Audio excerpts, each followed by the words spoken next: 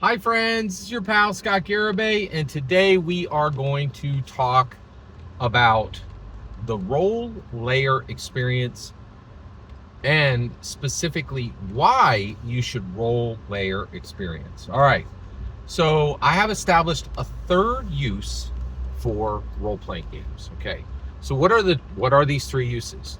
Oh, I'm sorry. Let me not go a step further. Scott, what the heck is a role layer experience? Oh, sorry. Apologies. This is part of a playlist. If you don't know what a role layer experience is, you got to go back one video. So this is on a playlist. Right in the description, you'll see the playlist. Just click on that. It'll take you, and you can watch the what is a role layer experience, and then you'll be ready to watch this one. Sorry, I hate to do videos that have homework.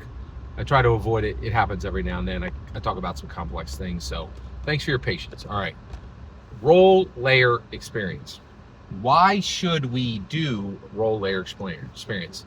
So let's talk about why we would do role layer experience as soon as we talk about why you would do the other two uses for role play. So a role layer experience is the third use of a tabletop role playing game. Okay.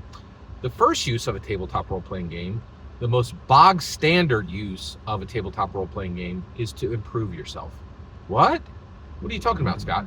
Well, I don't know what you play role-playing games for, but I play role-playing games. When I take a role-playing game out of the box, put it on the table, put it in front of 5 people, I'm doing it to improve myself and everyone at your table. Scott, how could you possibly do that? Role-playing games are to have fun. No, you're wrong. So basically, let me just give you one example, right? So LGBTQ, there were many years where LGBTQ suffered terrible prejudice and really struggled, didn't even have the basic rights that they have now, right? And people were like, oh, wait, you're you're a man, but you think you're a woman, and oh, wait, you're a man, but you're attracted to another man, like, and it was tough. It was very difficult, right, for LGBTQ. But the like, tabletop role playing game communities, this was nothing. Like, this wasn't even a discussion for us. We're like, of course, like, okay, I'm a man, but I'm role playing a woman, right? And I've been different genders in this other identity in this game, so it doesn't seem strange to me. And when I was a woman, I was attracted to a man. But wait.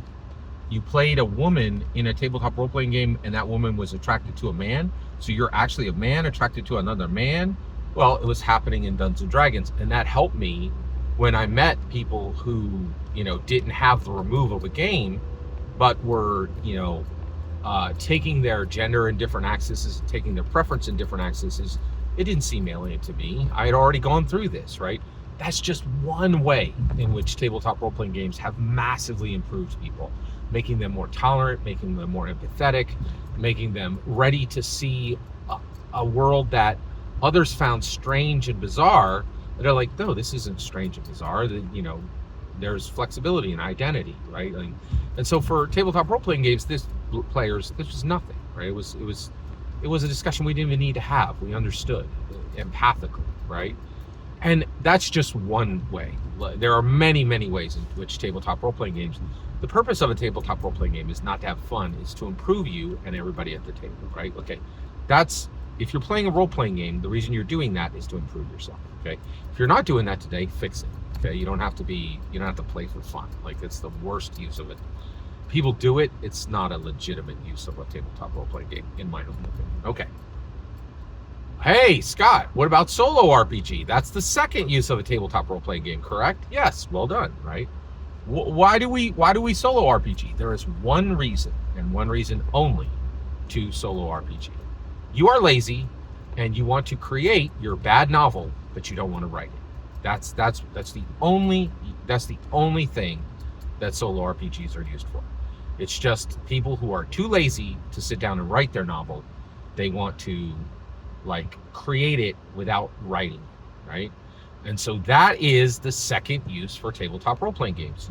That is why you do the second one. So basically, if you're if you've always wanted to write a novel but you're lazy, you should solo RPG, right? Or actually, you shouldn't solo RPG.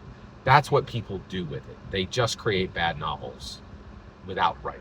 That is why people solo RPG. Okay, so that is the second reason of why you would use All right, now we're here. Thanks for staying with me. Why would you do Why would you do role layering?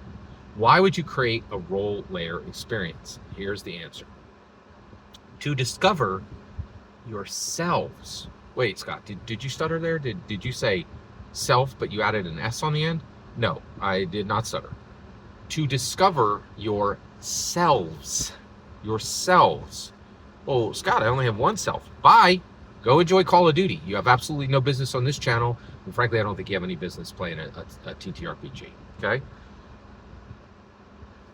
I believe when tabletop role-playing games were created, right, they identified a distinct group. They identified beyond humans, people who are beyond human, okay? The manifold sentient. People who have multiple selves within them and didn't have a way to discover those selves, right? So I believe that tabletop role-playing games are a filter for the most charismatic, confident, intelligent people in the world. And now we're adding courageous. Those charismatic, confident, intelligent people, right, now can have the courage with a role layer experience to discover all of their selves. Scott, how many selves are there in me? Probably 7. Okay, might be as low as 3. It might be as high as 39. Okay, but there's a number in there, right? Well, how would I know? You would do role layer experience. This is a way to discover yourselves. This is a way to unlock your manifold sentience, to no longer be stuck like the rest of this world in one identity, to have as many identities, and not just. And wait, Scott, are you saying the identities of the characters? No. The role layer experience will help you to identify the multiple selves within you. Wait, Scott, that sounds really strange. It is. What I'm saying is completely unprecedented, and I am inventing this use of tabletop role-playing games. It doesn't exist prior to me, right? And people are like, well, wait, I'm not sure I can do that. I don't know if there are multiple selves in me. There aren't. If you have any question, if you doubt that there are multiple selves in you, there aren't. I definitely know there are multiple selves in me, right? And I'm courageous enough to accept that, right? Scott, wait, don't other people have a word for having multiple selves in you? Yeah, they do, right? Like, and we could leave those people behind. They're not beyond human. They're less than human, in my. Nah, let me scroll that back. They're constrained humans. They're constrained humans. They're not less than human. They still have value. They're human like me and you. They're just constrained, right? They're constrained in imagination. They're constrained in liberty. They're constrained in freedom. They're constrained in emotion. They're constrained in spirit, right? They're like, oh, if I had multiple people inside me, if I had multiple identities inside myself, that would be bad, right? And this is why tabletop role-playing games are like We Slay Dragons, right? To get us ready for moving beyond our humanity. Every single word you just heard in this video is my humble opinion. Nothing more, nothing less. The important part is when I get to hear your humble opinion, when you get in the comments and send your traffic. Please consider like, subscribing, and have a fetch millennium.